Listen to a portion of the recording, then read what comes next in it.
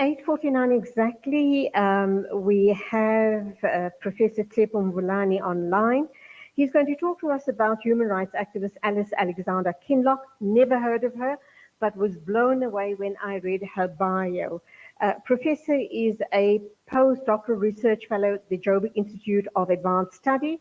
He talks to us from time to time, and we thank him indeed because he truly shares with us our forgotten history, the great heroes of the past who made our freedom today a possibility. Professor, very good morning to you. Welcome to the program. And really, I must be the first to admit that I'd never heard of this amazing woman called Alice Alexander Kinloch. Who was she? Where did she come from? And how has she shaped our history going forward? Joanna, good morning to you and the viewers and the listeners. Always a pleasure to be on. So thank you very much for the opportunity once more. Just for correction, I am doctor, not professor. Tshepo Moloi. I do apologize. Yeah, and the name of the lady. You'll get to the professorship in a short while, inshallah. Inshallah. And the name of the lady we're speaking about this morning is Alice Victoria Kinloch. Now, it is so sad, and I think such opportunities must never go unnoticed. It is so sad that as a South African public, we suffer from what is called being ahistorical in our narrative. We are in a year which the ANC government has dubbed the year of Charlotte Manya Matlake. We just came out of the 16 days of activism, where they themed it moving from awareness to accountability. But you have to ask the question, why would they begin with Charlotte Matlake as a pioneering Black South African woman activist when Charlotte comes after, two Black women, and here I'm talking precisely from the 1900s onwards. We have women who were activists before the 1900s, but I'm speaking particularly when we began to be, when we turned the tide, and most of the social history that we always refer to begins really from 1900. So they omitted two critical women. The first is Alice Victoria Kinloch, which I'm going to speak about here. And the second is Nokutela Dube, who was the wife of the first president of the then South African National Native Congress, later the African National Congress. And so Nokutela will be a story for another day. But let me begin with Alice Kinloch today. Okay, and a gentle reminder to you, we only have 7 minutes left on the interview, and I'd hate to cut you in the middle of something very important. So if you could just get to the very key points of her life. Okay, so I'm going to cut straight into it. Thank you very much.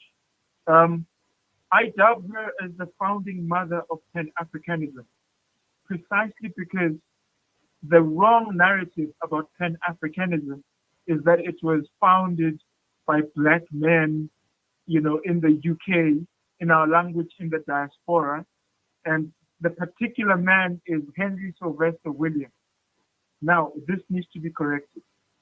There was a society called the African Association that was started in the UK in 1897. Henry Sylvester Williams became the secretary, and Alice Victoria Kinloch became the treasurer. Now, she was the only woman in that executive. Why is she important to us? She's important because not only is she born in Cape Town, to what today we problematically call colored. So she would be defined as colored, which is problematic, right? So she's born in Cape Town, and basically this is in 1863. And she would later pass away in 1946. the reason why this detail is important, a lot of academic scholars get her birth and her date wrong. And so it's 1863 to 1946. She's born in Cape Town. She passes away in Tanzania. She's laying in a cemetery called, I was just looking at the sources now, Kirua Bunja Cemetery in Tanzania. And which is why, because she's not in South Africa, she's missed a lot in South Africa. And when we talk about the Pan-African Congress of 1900, you have to keep in mind the reason she is omitted from that story is because she was back in South Africa and she was pregnant with her first child. She had 4 kids. And so she didn't attend the conference. But because she was a pioneering member of the African Association, she therefore is considered as one of the architects of Pan-Africanism. And so we need to bring her back and recognize her contribution. There's a lot that I can say, but because of time, it's just important for us to know that we shouldn't begin our narratives with Charlotte Maxeke when we've got other pioneering contemporaries in her time that actually would precede her. Let me pause there for now. And the one thing that jumps out at me when I was reading her bio, I was absolutely blown away, is that in the late 1890s, she wrote a pamphlet calling, and just see how revolutionary was this pamphlet, and I quote, "Are South African diamonds worth their cost?" Details the conditions of life on mining compounds, which she described as slave-like and advocated against past laws in Natal. Now, how revolutionary was that? And that story sadly resonates with us today because the blood diamond story is still alive in the Congo. The blood diamond and the conflict diamond stories are still so alive. For the past 15 years, human rights activists are trying to stamp out that trade, but to no avail. That really resonates with me very deeply. Right. So that's very important. And for anyone who's interested to get that article, it was published by the Labour Press in Manchester, which is a problem because a lot of the sources about Alice Kinloch, you have to go to the UK. But locally in South Africa, there is the Africana Library in Kimberley, and there's the McGregor Museum in Kimberley, which should be having her archives.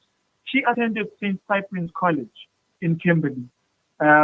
I'm having a problem with the fact that they have no idea who I'm talking about, and yet she's an alumni of that school.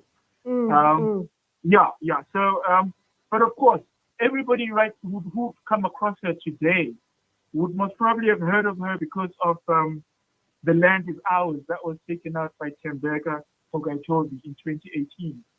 He brings her up in the context of talking about Henry Sylvester Williams. Again, very problematic how they just bring her among as a by the way, while they're talking about these men, and so I have a duty, of course, and I've committed to the project.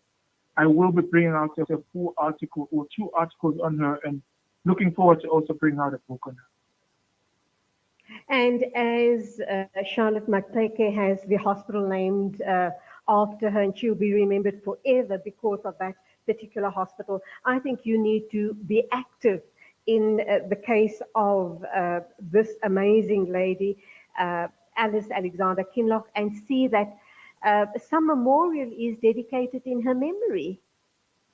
Yeah, you're touching a nerve center now. This is a metaphor for so many pioneering women, regardless of their race, that have played a contribution in South Africa's struggle that remain nameless,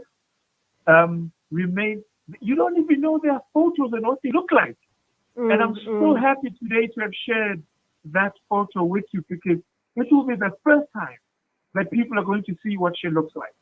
People don't know what Alice Kinloch looks like. Okay, for the benefit of our viewers, there are 4 screen images.